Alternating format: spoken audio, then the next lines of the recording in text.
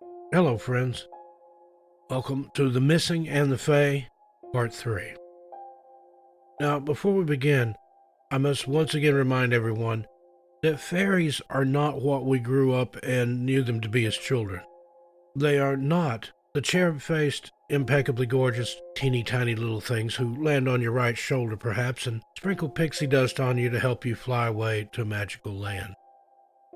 Now, as we discussed in Part 2, maybe something like that with the pixie dust. But today we're going much deeper, possibly darker, into the scary world of the missing and the Fae. After all, let's also not forget that the Fae are supernatural, and they precede humanity. So much about them is still unknown to us. From what we do know, fairies are actually some of the most frightening and dreadful creatures a human could ever encounter, especially in the deep, dark depths of forests and woodlands, and national parks. Fairies are magic, and magic in the wrong hands can be deadly. Let's go and explore again, folks. Let's learn about just a few of the many different types of fae folk one might encounter when out on a hike or just exploring the woods behind your house. Now, could these fae folk be at least a part of the reason why people all over the world are going missing in the blink of an eye and vanishing without a trace? Fairies are reportedly seen everywhere and anywhere. Wherever there are boulder fields and berry patches, streams of water, circles of stone, their places of dwelling, if listed, could go on and on. Don't let their mostly small stature fool you. Fairies themselves are magic, and they know how to use it, for better or for worse, for good or for bad, for life or death. This fact alone makes them so much more formidable than we recognize because of how tiny they usually are. So here we go again, into the world of the Fae. Be careful. Make sure you have your gifts of tobacco, candy sweets, and liquor. Take off your red clothing, and make sure you're in the middle of the line. And whatever you do, don't leave the group, and don't pick those berries. Also, don't set out and seek something which you cannot possibly understand. If you're unfortunate enough to ever happen upon a fairy, remember to never give them your name, for this gives them power and possibly even complete control over you. Perhaps give them a fake name or even a nickname. And remember, if you know their name and say it aloud so they can hear it, they must leave you alone. Who knows why? It's simply a law of fairy nature, as far as the Fae are concerned. When trees die, sometimes springs of wild mushrooms sprout up in its place. Many believe this is where the portals to the fairy realms lie. Inside these mushroom rings, these fairy rings. Never even stand inside of one, let alone fall asleep. Upon first hearing this, I couldn't help but wonder if maybe this is one of the reasons people are going missing. Being lost in the woods for days, and sometimes even weeks, a human being is going to get hungry. Someone dehydrated, confused, and most likely delirious, and possibly even hypothermic, isn't going to be thinking straight and may see these mushrooms as food. Is this another lure? Are the Fae themselves what are making these people suddenly sick and needing to separate from the group, only to find themselves confused and lost and not knowing even sometimes who or where they are? Maybe they suddenly come upon these mushrooms and in their discombobulated state decide to eat them. Who knows, maybe the fairies even put it in their minds to do so. Then they enter the fairy realm, and who knows what is done with them. Most likely their loved ones will never see them again. Mushroom rings equals fairy trap. Lesson number 1. Now, there are many types of phenomena that come along with a fairy encounter. Sometimes a person will experience just one of these things, and other times they'll experience 2 or more, sometimes all. One thing we've been hearing about more and more recently in the stories are what I like to call the almost missing. This is a profound silence, suddenly coming upon nature right before the encounter. I've experienced this myself. A kind of static electricity, energy type feeling will enter the air as well, leaving all the hairs on your bodies to stand completely on end. One of those electric charges like right before a loud and particularly violent thunderstorm. There will be a sense of losing time somehow. of course with no way of knowing why or how the time was lost, and sometimes even where it went to. Many people report, while experiencing a FAE encounter, one they thought they had just happened to come across randomly, whether to their great or terrible luck. There's a sense in the back of the mind somehow, perhaps even in their subconscious, that whatever display they're witnessing is being put on just for them, as though it wasn't such a random or chance encounter at all. There's always either an unusually clouded or unusually vivid memory of the experience, and you could also start to feel as though this particular sighting or event happened at a very specific time in your life, as if it were fate, somehow with the FAE encounter, somehow marking a turning point in your life, a crossroads, a new beginning, an end to an old horizon. These are just to name a few of the feelings and physical experiences one may go through before, during, or after encountering the FAE. Of course, there can be some form of reconciliation for us, once we come to the conclusion finally that the old legends of beautiful beings fluttering about on gossamer wings and drinking the dew off almost as beautiful tulips are nothing more than made-up lore. True fairy tales, if you will, told to lull us into a happy sleep and give us even happier dreams when we lay our little heads down at night. At least that's what I always thought the purpose of such nonsensical stories were. However, now I believe I know better. It's of the opinion of many experts on fairy legends and lore who say that perhaps these stories were made up by the FAE themselves in order to cause those who hunt them to think them more harmless and unassuming. This reconciliation being that we do not have to toss these old legends aside completely and come to know the FAE in a different light. Perhaps they'll become even more enchanting to us, even as we become more aware of the danger associated with and all around them. Now let's talk about the missing and the FAE folk. We've talked before about many of the parameters used when deciding which cases of missing people fit into the completely baffling, those which have no other explanation at all than something we humans may consider otherworldly. We know the FAE are much more commonly reported as being seen than angels or even demons. However, we still know much less about them. We know they're misunderstood for sure, keeping in mind again what we've always been told about them and what's actually the truth. When a person goes missing, all we really have to go on is either the scant evidence left behind, if there even is any, or the testimony of the people who, for whatever reason, were allowed to come back. Yes, I use the word allowed here because there's no way of escaping the fairy realm without permission. Once you've entered a portal, even by complete misstep or accident, you will be trapped there forever unless you are granted permission to leave. In speaking of all the many types of different fairies some of the missing may have encountered right before they vanished, the mind may begin to wander to all of the causes of death, all of the ways we try to be reasonable and rationalize the way in which some of the people were said to have met their end while in the woods. We've talked much about the hideous and unimaginable creatures some of the FAE folk actually are, but there are also some species who are inherently beautiful and charming, much like the fairy stories we've heard of old. I wonder if it's even more likely that it was some of these types who have led many of the missing to their own demise. Sort of beautiful ones going out as bait for the more terrifying ones. Now, when exploring how many people are said to be hypothermic, I can't help but be reminded of the Azrai fairy. Similar to, but not the same as a mermaid, the Azrai are incredibly beautiful, but quite shy. Most nomadic creatures who aren't all inherently evil tend to be sometimes. The touch of the Azrai's hand, however, will cause the human skin to become so very cold it can never feel warm again, thus possibly inducing the hypothermic condition that is said to be responsible for many of the missing who are later found deceased under strange circumstances. Although said to only surface once a century, it's not certain for how long this once-a-century visit is for from these FAE folk. Who knows how many victims it has time to take from this earth in that time. As mentioned earlier, we sometimes receive stories from those who were missing for periods of time, and sometimes those stories tell of being misled while trying to find their way in the woods.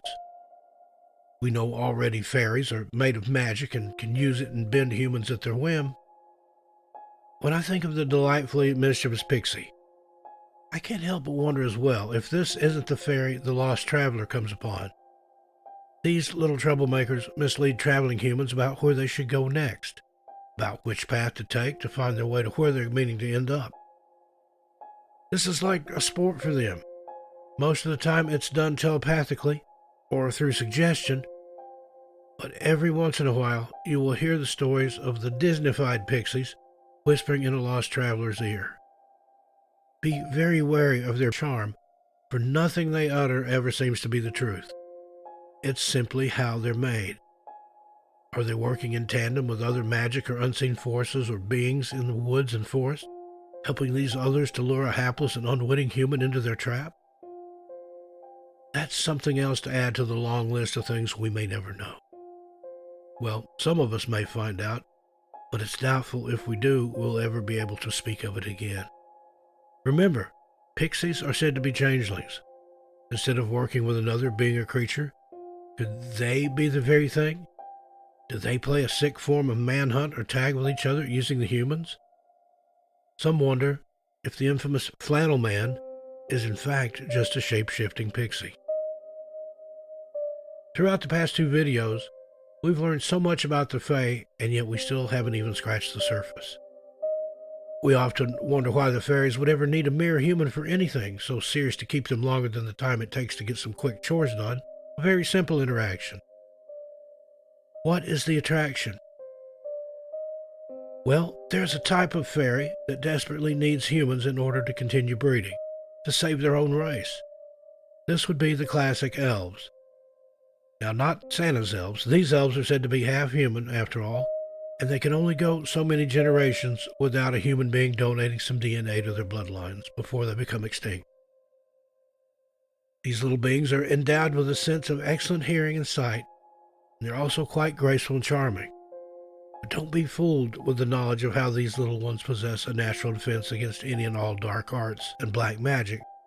Simply because they possess it, that doesn't mean necessarily that they never use it. Though I'm sure, just like humans, all form of fae folk, all species, have their good and bad attitudes. Another species of fae who are said to have superior physical beauty are the mer people. This, of course, is depending on who you ask, as in recent years humans believe that they have come to know that these species of half human and half fish would have fangs like a piranha and no need for hair, even the females. However, let's suppose, just for a minute, that what most of the research said about these mer people is in fact accurate. Let's imagine for a moment that they are aesthetically pleasing and almost too beautiful to look at directly. They're quite known to be the ones who lure sailors and seamen to their deaths. The female's enchanting beauty is absolutely irresistible to the human man. These half-fish, half-human bombshells must do this sometimes to save their own species as well. While we are simply speaking of the missing in the woods, I'll move on. But make no mistake that those sirens are just waiting for some poor fisherman to cross their path. Think of all the missing who have ended up in the water and were never captured on any cameras going in, and with no eyewitnesses either. Could it be a form of mer-person that's involved with these abductions?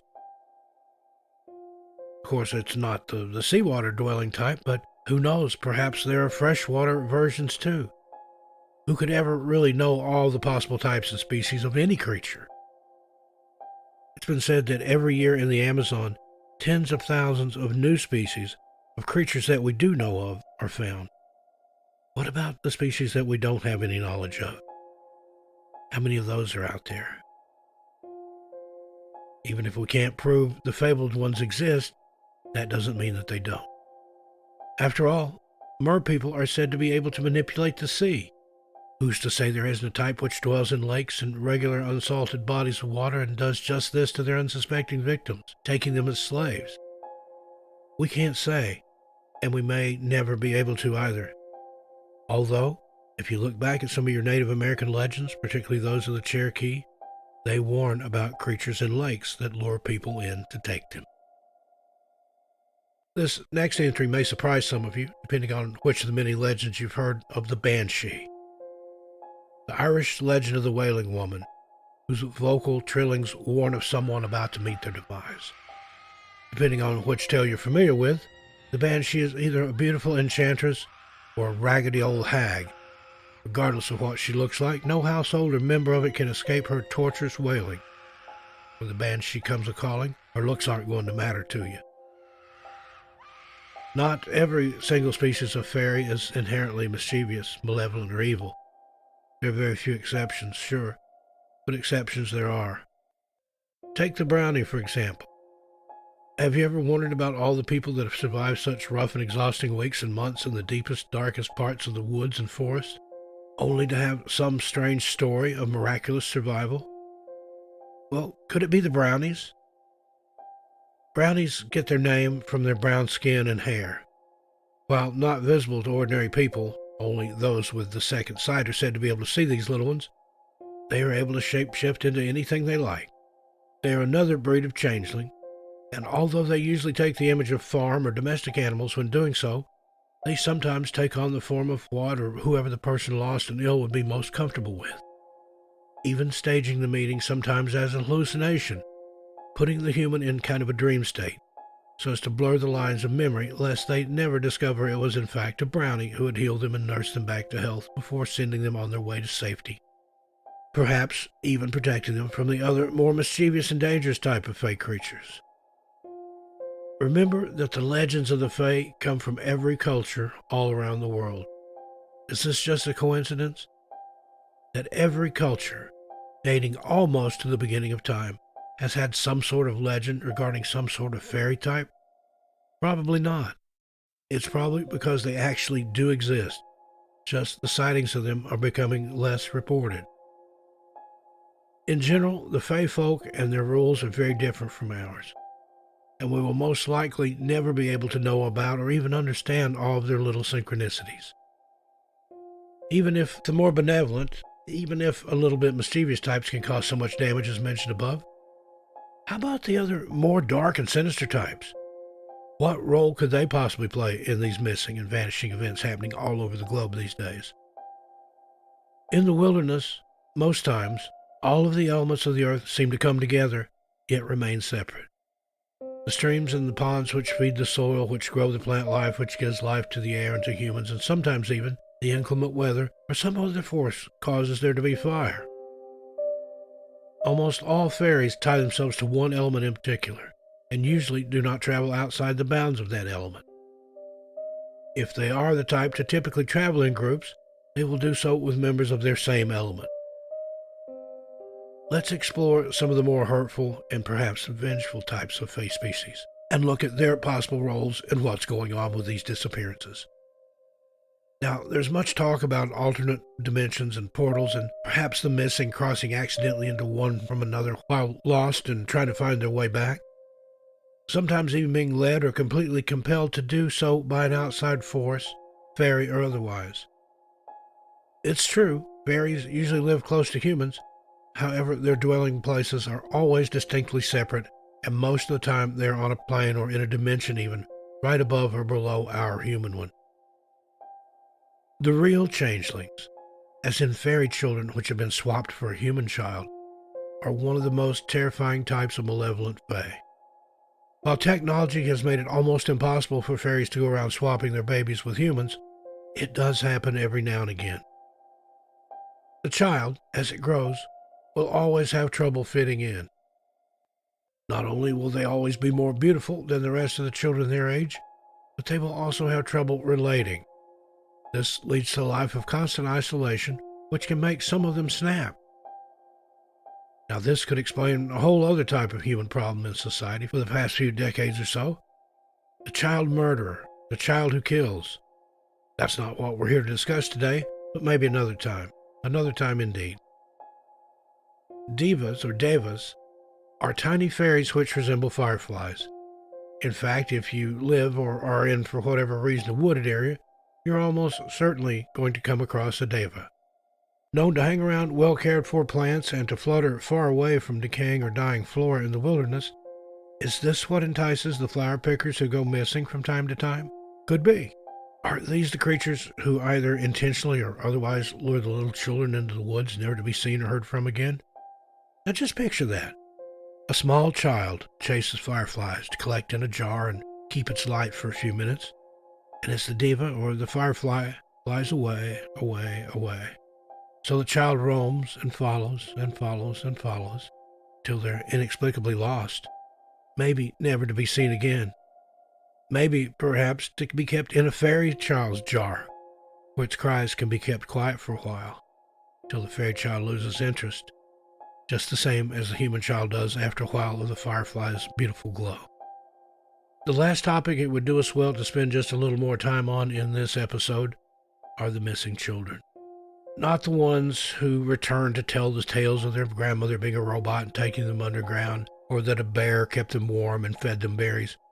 No, I'm talking about the ones who never return, who left no trace, like little Dennis Martin, who disappeared seemingly into thin air, right off the face of the earth, out of existence, or so it seems.